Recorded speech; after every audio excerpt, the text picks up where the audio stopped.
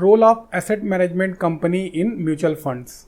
Asset management company, popularly known as AMC, plays main role in mutual fund business. Investors directly or indirectly interacts with AMC for buying and selling of mutual fund schemes. Though sponsor is the promoter of the mutual fund trust, but AMC performs day-to-day business of mutual funds.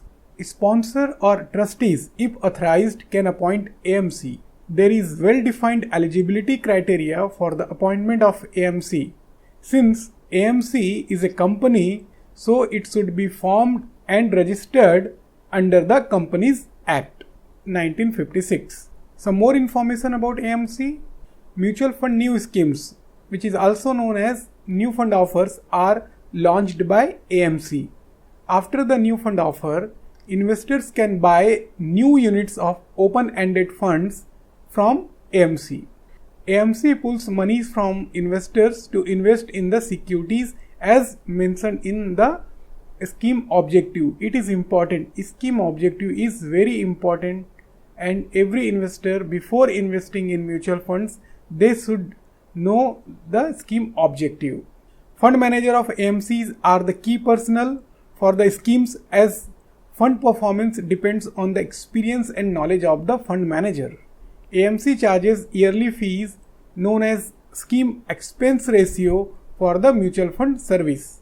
It is not that sponsor or trustees can appoint anyone as AMC. There are well-defined eligibility criteria for AMC. Some of the eligibility criteria are as follows.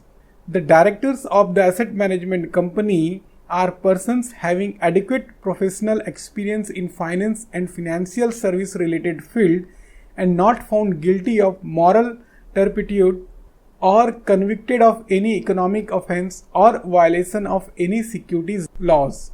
The board of directors of such asset management company has at least 50% directors who are not associated of or associated in any manner with the sponsor or any of its subsidiaries or the trustees.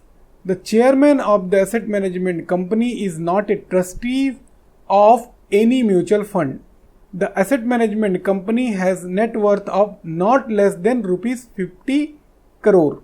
Here it is also important to know some of the restrictions on business activities of the AMC. Some of them are as follows. So AMC should not undertake any business activities other than in the nature of management and advisory services provided to pooled assets. It should appoint separate fund manager for each separate fund managed by it unless the investment objective and asset allocation are same and the portfolio is replicated across all the funds managed by the fund manager.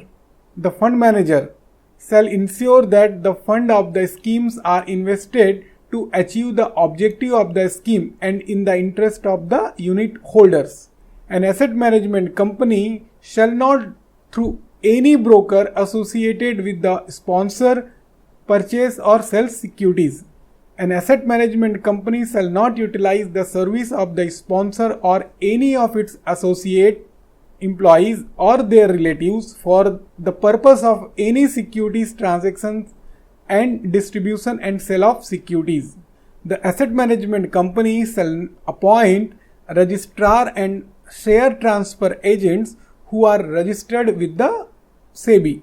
A quarterly report to the trustees giving details and adequate justification about the purchase and sale of securities of the group companies of the sponsor or the asset management company, as the case may be, by the mutual fund during the said quarter.